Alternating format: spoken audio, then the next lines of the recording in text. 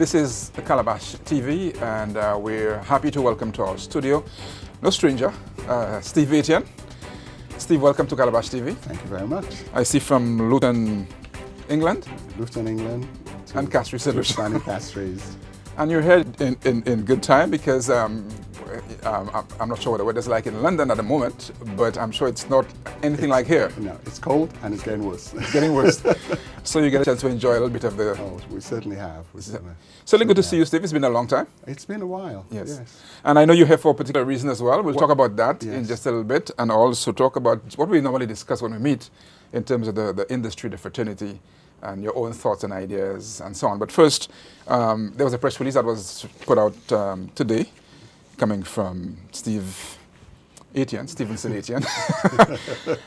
ECCO settles wrongful dismissal case with its former chief executive. All right, so bring us up to speed, the gist of that press release. Well, the press release really brings closure. It's reporting that we've brought closure to our matter with ECCO. And it means that my past is my past with ECCO, and I'm moving on. It allows me to essentially bring closure. The legal matter was filed, and we were prompted to go to mediation, and the two parties agreed to settled, and that's the end of it, really. You were prompted, but what convinced you that mediation is well, good? In my own previous capacity as taking on cases for ECCO and suing persons for infringement of copyright and so on and so forth, we've always thought that the legal system for these matters is very elongated and costly and laborious, etc., etc. And because of the backlog of actions in our courts, we always try to persuade people to go into mediation, and both parties actually sit down, come to a resolution. So having done it, I couldn't then object. When it was proposed, I couldn't then object. It wouldn't seem right. So we agreed to the mediation process. Mm-hmm. And there was a settlement? Yes, and ECCO agreed to settle my case at agreed amount. Mm-hmm. It's a bit unfortunate too, because when I hadn't spoken to you for a while. I said, let me see what Steve is up to, and I googled Steve, and there were 4 headlines that came up. One was favorable, and the others, obviously, Steve Etienne sacked, but there was a positive one, ECCO to make $1 million payment out to members and so on. So this is good.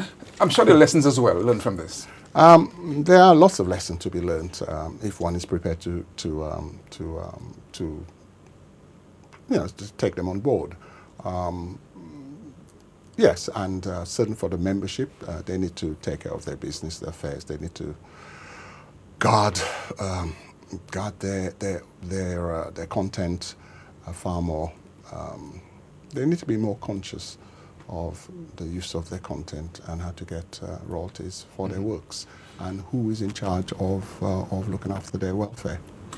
Which is key, because this whole thing started because some poor judgment was made in terms of the actions taken and so on, and now the members are paying for it because it's their fees that are being used to settle this as well. So the members of course. Yes. Are losing out big time in this as well. Yes, and it is a matter for them, though. I've said before, and I'll say it again, that the players involved in the creative sectors in St. Lucia, and of course in ECCO, everyone knows who the players are. Everyone knows their characters. Everyone knows their faults. Everyone knows their qualities. And so it is not a case of a group of persons taking an action independently. It's by association. The membership made decisions, and it's not just a few persons. At the time, the membership accepted the decisions that were taken, the actions that were taken. So everyone needs to have holistic responsibilities. And the question of leadership as well is pretty key. Yes, leadership is very important. I find it's very. Coming from the UK and looking at the industry, throughout the world, I think it's important that we have professionals. We hire professionals to carry out our work. One should not hire persons based on their popularity. but based on their achievement, based on their values, based on what you can see that they've actually achieved. Show examples of, you want to lead me? Well, show me what you've achieved throughout your life. Show me throughout the industry.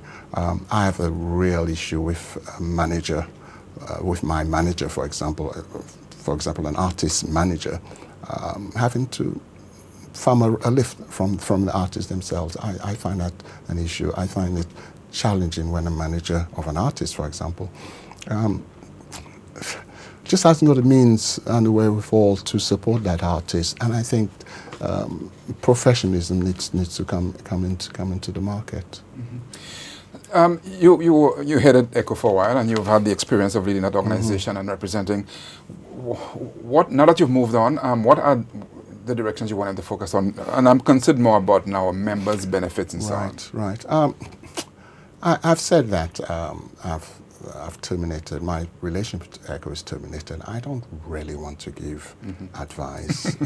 No, I don't. I don't think it's my place to be frank. However, I have my own company, Icon Consultancy, and I'm here providing a service, so I can be hired on any aspect of consultancy on the creative sector, music business, copyright infringements, those sort of cases. And I can do that, and I could do that on a one-to-one, I could do that with an association of a company, but I cannot speak, and I don't really want to speak on advising my former entity what they should be doing. I don't think it's right. I understand perfectly. Obviously, the music landscape has changed quite a bit, and you're in it. So in terms of even the members, in terms of the scope of the market that they have accessible to them, but also the challenges with everything going social and downloads and so on, that it has changed quite a bit. Talk to us about how fast-paced that is happening, and how do musicians' solution is to be ahead of the game to be able to succeed. Right. Well, first of all, today's technology is already stale. So we do need to really keep up with what's happening.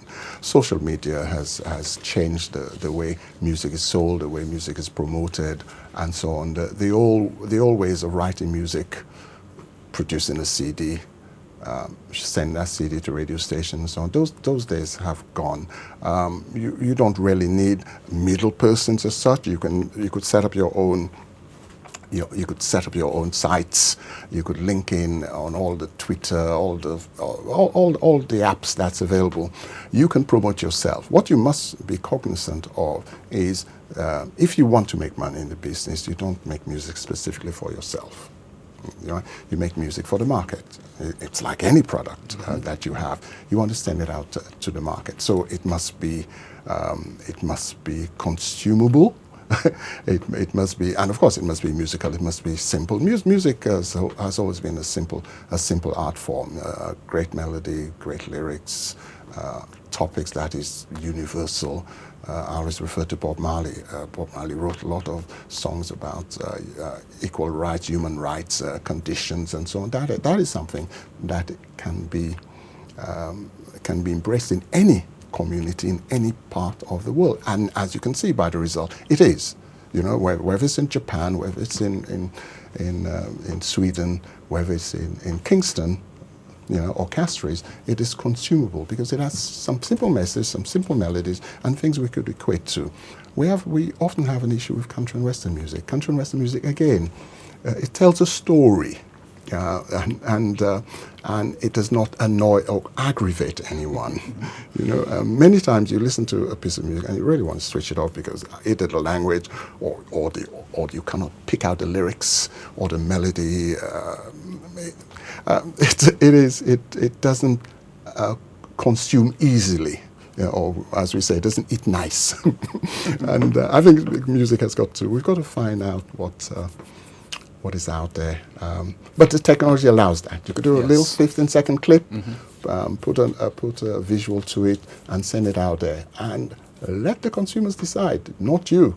If the consumers bite, like you're fishing, if they bite, then you're there. You have an opportunity. From your royal perch, in London. How are you? I had to come down here to meet Miss Prince Charles. Imagine that. So, royal perch, Yes. one of 60 million. Yes. So Millions. what are you getting in terms of our music? What's filtering to you in London? It's quite upsetting for me. Upsetting? And yes, it's quite upsetting for me when I'm in an environment where I have to promote my music.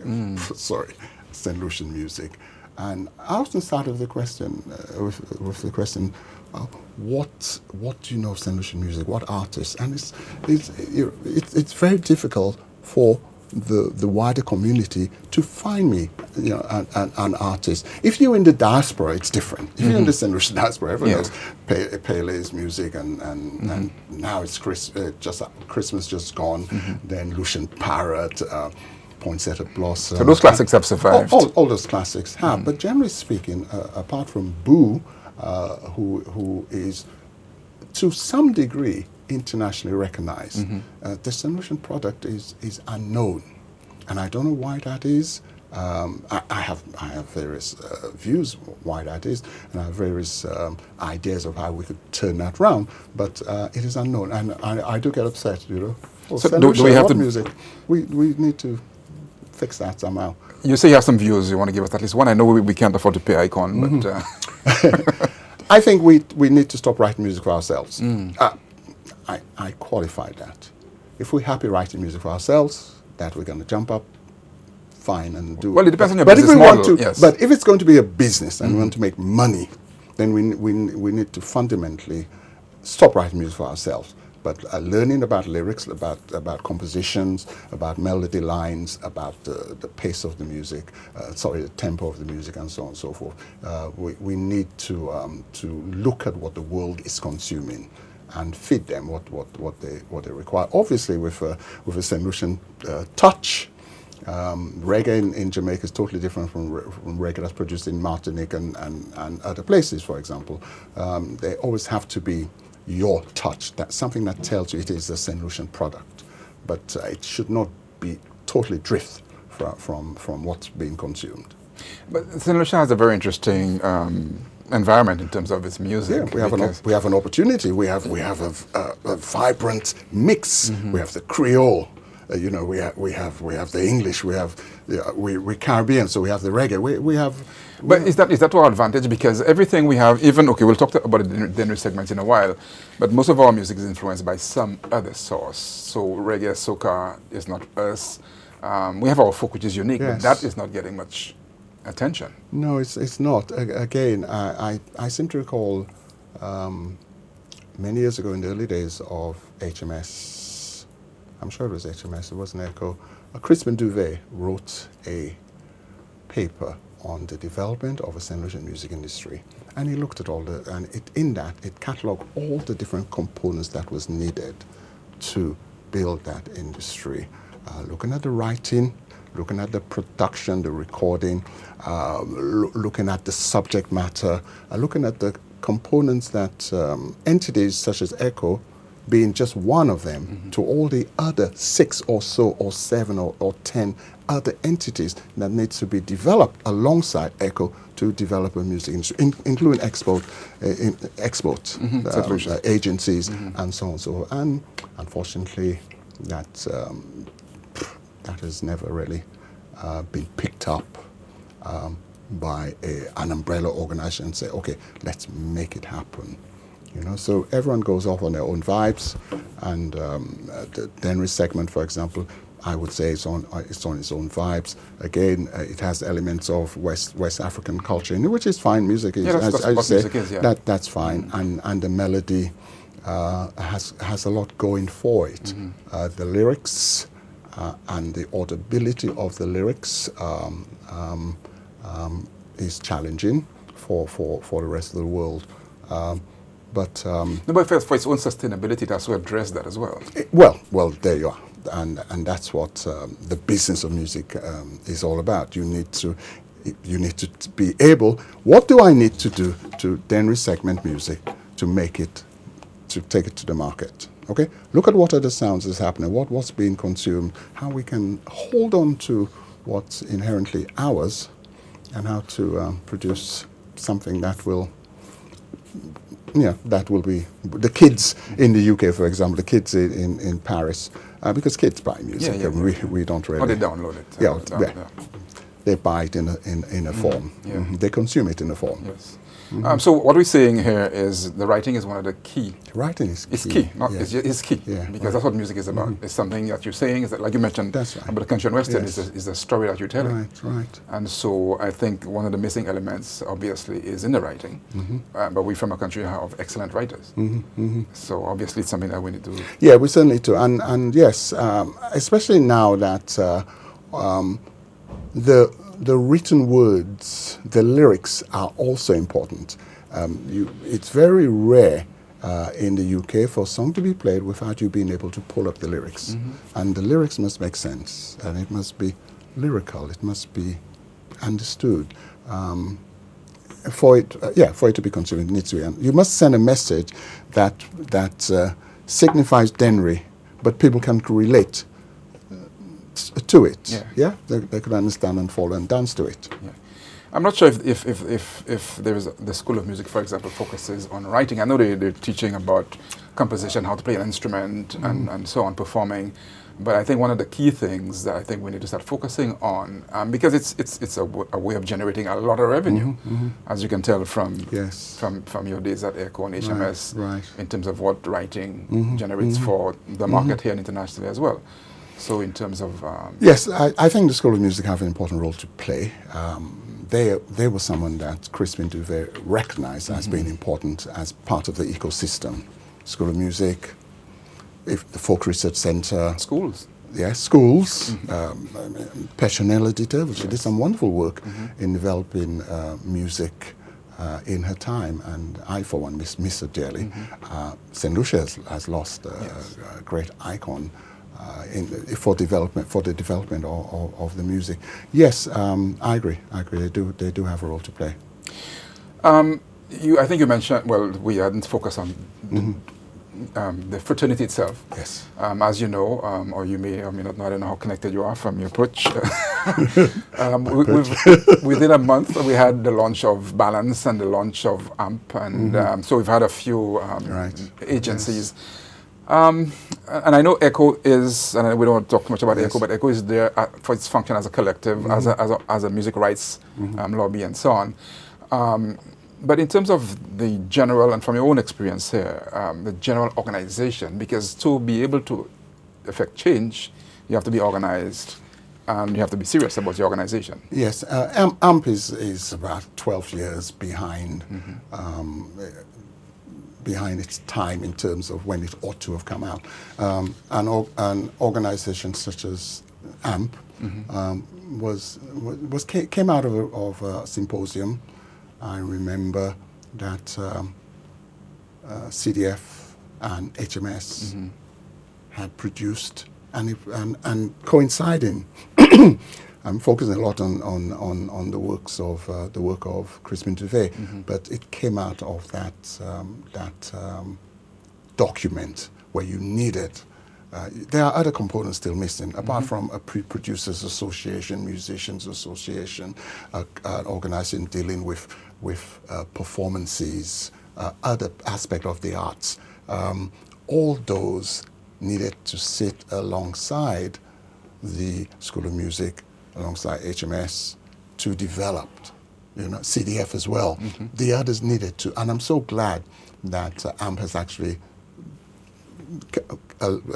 raised its head or been recreated, for want of a better word. I'm glad that it's there. You mentioned ballads. I'm not familiar with that, but if it's an entity dealing with another aspect of the industry, these are parts of the ecosystem that needs to be there. Or the rest of the world have hundreds of organizations dealing with different aspects of it. So when they come together, no part is left behind, and all are equal in importance for the development of the sector. Yeah, but the members too have a key role to play in ensuring that the organization is focused. Members need to understand. Members need to do their work. I always say that members who can contribute because they've made a success of the music in the country, those whose music has always been played on radio, those who had international connections, whose music is playing overseas. These are the people, those with content are the ones that need to come to the fore and represent the membership. I think it's a sad case where you can rise to the position of a chairman of an organization and have no content. Right? It actually unhinges you, in my view. It means you haven't got anything coming in, so the potential for deviancy is very much prevalent. I had a discussion with a senior broadcaster, and I think we had discussed it, and I wanted to ask from you, because you have the two jurisdictions, the United Kingdom, Europe, and also the Caribbean, St. Lucia, the issue of quota. Yes. Because obviously there was a huge imbalance in terms of, even with the collections at ECCO, in terms of what was collected here. What's the thinking from the European perspective on that? Well, the Europeans obviously don't believe in quota. They want, wherever their music is being played, you could understand that they want their royalties for it.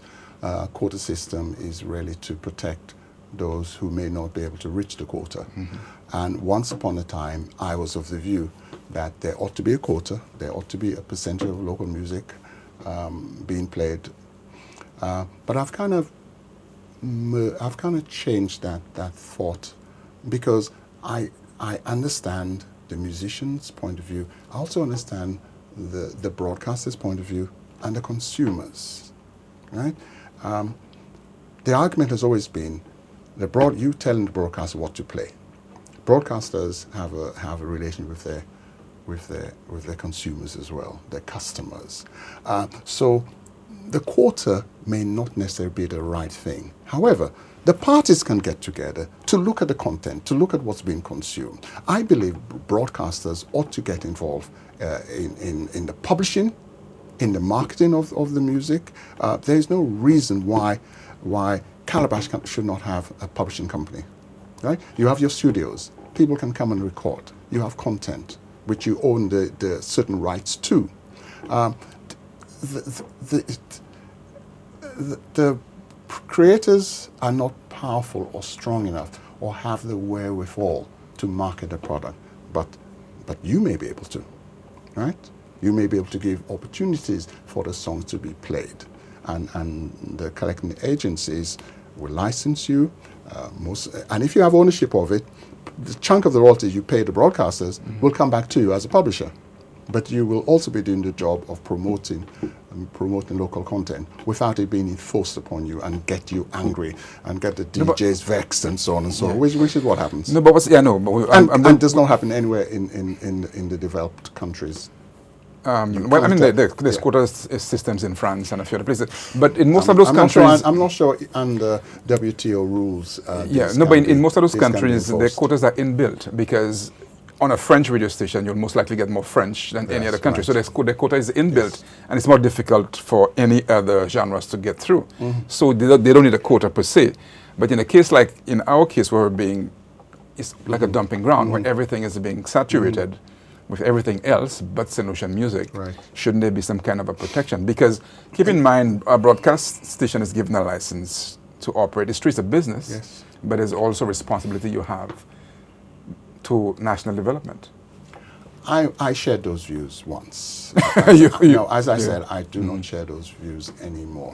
I think what we must focus on as a collective is looking at how our creators can be supported, how they can be trained, how they can be developed, how they can get education on content on songwriting workshops and so on. So how to market their product, how to package their product. That's development. There's certainly a need for that. When I say package their product, I don't mean wrapping it up. I mean the lyrical content, the melody, and so on and so forth. I think if we develop that, then you would want to play it. If you, as a creator, cannot get your mum, your dad, your uncle, your sisters to be the first ones buying your ticket to an event, how would you expect a radio station or someone to have a quota to enforce that. That content must be appreciated and loved, yeah, by you and your initial surrounding first. Once you've had that green light from your nearest and dearest, then you have that backbone, you know, for that content to be appreciated elsewhere, and without any form of enforcement. You know, I agree definitely. The fraternity has to support the fraternity because a lot of local musicians don't buy local music. Not even the first. Before it gets to the fraternity, I want my dad, I want my aunt to say, Steve, you've got a new album. Come on, let me have a copy. Right. So let me put it in my car. And let me pay for it. And let me pay for it. instead of putting country and western, you know, I'm driving along and I'm playing my country, my cousins or uncles' music. Oh, proud like Larry. You know, I'm happy. You know, we need to get that. But if I don't like it at that level, I think it's a challenge. But don't forget, the quotas working in the systems. I mean, the quotas for job applications. That's why they have job. You give what's it called? Yes. You get permission to work in a country and so on. So I mean, they're for very specific reasons. Yes. All right, but we won't dwell on that for too long. I know you have to catch a flight pretty soon as well. That's okay. Okay, so it's pretty good to see you. Yes. And I'm pretty happy that there's been an amicable settlement from this, and that you move on now. So Icon Consultancy, the official name is Icon IP Consultancy UK. Right. And I think you gave us a brief idea of what it is involved in. Right, yes. So this is your passion now? This is my passion now. I found that for several decades I've worked for entities, built them up, and moved on. Forcedly or voluntarily, I've kind of moved on.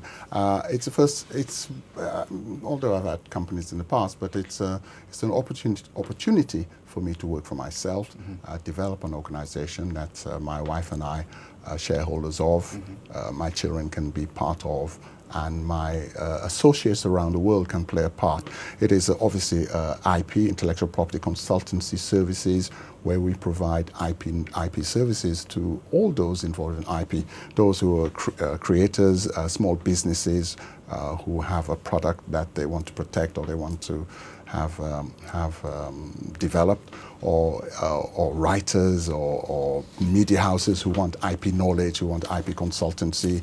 You have an issue on copyright, and you want to bring in IP consultants to assist you with that, conduct workshops for your students, your staff, and so on. So we can do that for you. And through the network of experts that we have, that the organization have throughout the region, Steve don't need to come down, although I'd love to. But we have people within the region who have those skills, who can conduct a workshop for you. Certainly good to see you, Steve. It's always a pleasure, and I'm glad that you here providing the wonderful service you do. It is 2020, so I wish you great vision as you progress and continue to do the great work that Calabash has been doing for a decade or more. Yes, and thank you and good luck. 2020, I know you have a new Prime Minister who was here not too long ago.